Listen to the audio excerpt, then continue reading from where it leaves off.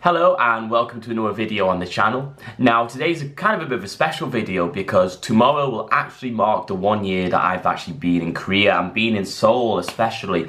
And I just want to take a time for a bit of reflection on what's happened in the last year and a few tips and a bit of information really if you are coming to Korea, if you're thinking of coming to Korea to study, to live as a teacher. This will be more based around being a teacher because that's what I came here to do and I didn't come here as a student. So the video might totally not be informative at all for you if you're a student. It will be a little bit, but this is mainly if you're coming as a teacher. Now, the first thing I would say before you even step foot in the airport to come over to Korea is make sure you have your school planned, ready, signed contract. At the moment you walk into Korea, you have your school ready for you to teach. Now, I've heard a lot of horror stories of people picking schools that just did not suit them and they came on the Monday and they were flying back home on the Friday because they just couldn't hack the long hours, the syllabus, the kids they were teaching. It's not suited for everybody. Some people prefer kindergarten, some people prefer elementary. It totally depends on who you are as a person. Do you work well with young kids? Are you a serious teacher? Are you a fun teacher? You need to put these all in perspective. It is a big mistake a lot of first year people do when they come to Korea. I was lucky, I landed on my feet with my school, but you need to ask questions to the school. You need to ask them, what are the work hours like? What are the ages of the children I'm teaching? How long is a work day? How many classes in a day? And if they're not ticking the boxes for you, don't jump at it. Pick a school that you like because you're going to be here for at least 1 year. You have to do this job for at least 1 year.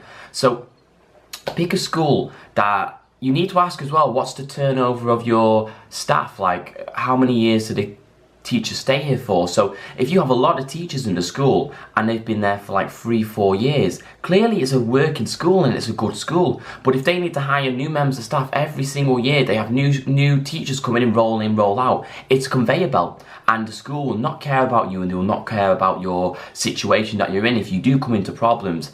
Now, you even need to ask questions like, what's the accommodation going to be like? You need to ask that because there's some horror stories about the accommodation where the school might be amazing, but you live in a box room.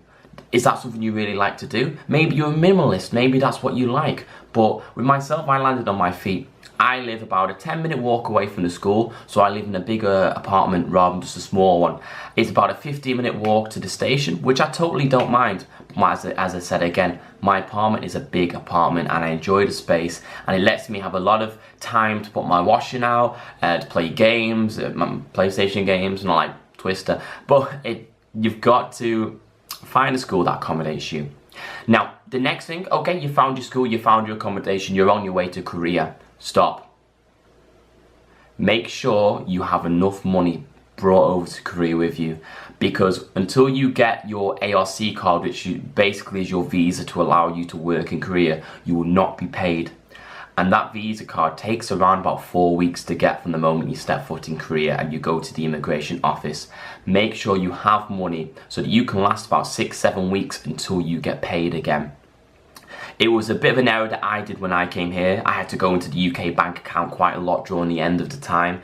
I was living off kind of like noodles and, you know, like cheap ramen to kind of keep me going really, because I made that mistake. I didn't budget enough before I came here. And that is probably the most important thing I would tell you when you're being here. You don't want to be poor here. You don't want to Saturday evening and everyone's like, oh, hey man, where are you going tonight? Where are we going? It's like, I'm staying in because I've got about 10,000 won to my name, which is about £7. So plan and budget. Now, something else I've got to say is, with regards to the ARC card that I just discussed, the visa basically, without that ARC card, you're basically just a tourist in Korea and you can't get many things that you can get with that card. The most important thing is your cell phone. You cannot get a cell phone without an ARC card. Now, I know there's ways around it where you can get a prepaid SIM card, and if your phone is unlocked, your phone that you've brought with you, then you're able to slip it into there and that's fine for you. But if you're here for a year, I recommend a contract, but most contracts are 2 years, so you've got to think about it. Cancellation fees are about 100,000 won, so you've got to plan ahead and think about what you want to do or how long you're going to be here.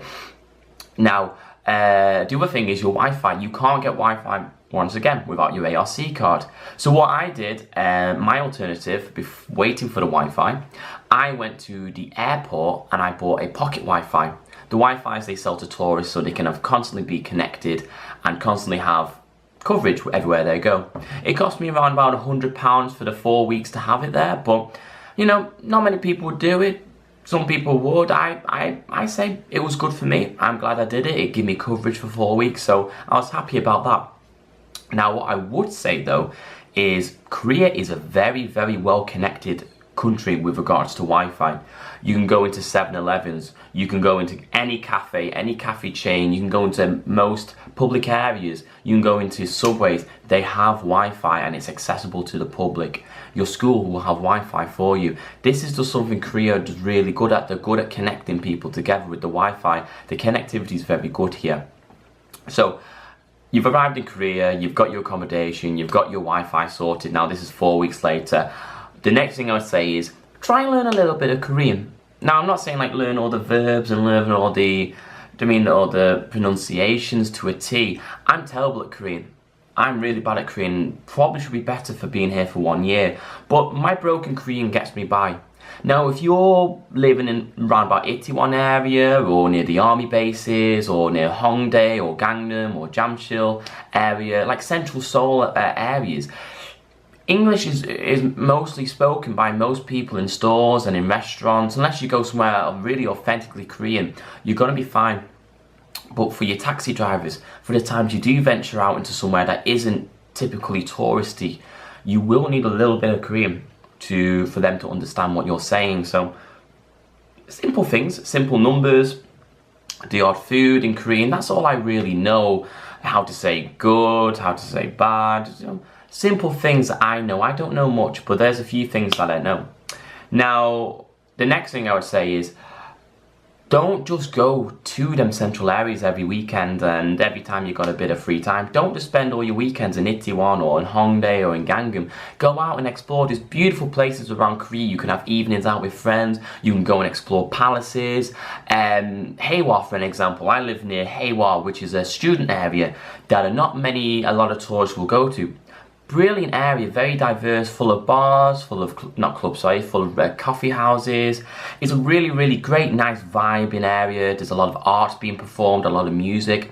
Highly, highly suggested. Rather than just going to Itaewon or Hongdae every week, you go to the same bars. It gets tedious, it gets really tedious. So mix it up a bit is my next little piece of advice for you. Now, my next thing as well is meet friends. Have friends from not just foreign friends, not just friends from your home country of America or the United Kingdom. I have Canadian friends, Mexican friends, American friends, Korean friends, and you know, there's one night I might go out with all my American friends. The one evening I might just go out with my Korean friends. I've got so many different groups of friends, of people from different cultures, countries, diversities, and it's really cool to the fact that I've got such a wide range of people who are my friends here, and friends for life. It's something I would never have been able to appreciate back home because the opportunity isn't there back home. I think Seoul is only one of them cities that you're just always going to have different friends from different cultures. It reminds me a lot of probably on a smaller scale, Galway in Ireland. I studied in Ireland where there's a lot of international students there as well. It reminded me a lot of being back in university, really being here and having so many different friends from different nations. Now, another thing I'd say whilst being in Korea, the T-Money card is your friend. The T-Money card, you can pay all the subways, all the buses, and even the taxis with the T-Money card. It is your friend to get around Korea. The subway in Korea is fantastic. The subway in Korea is phenomenal. It's the most easiest one you'll ever use. The signs are clearly posted in Korean and clearly posted in English and Japanese as well. But don't worry too much about the subways here. Download the Subway Map app, and it literally, you can press one station with your finger, press the other station. I want to link between the two of them, and then you're sorted. It's the easiest thing ever. But the T-Money card is what you will use to pay for it. Yes, the T-Money card. I'm sorry, but the T-Money card is great here. Now, the next thing I say is with your apartment, once you've arrived in your apartment, make your apartment your home.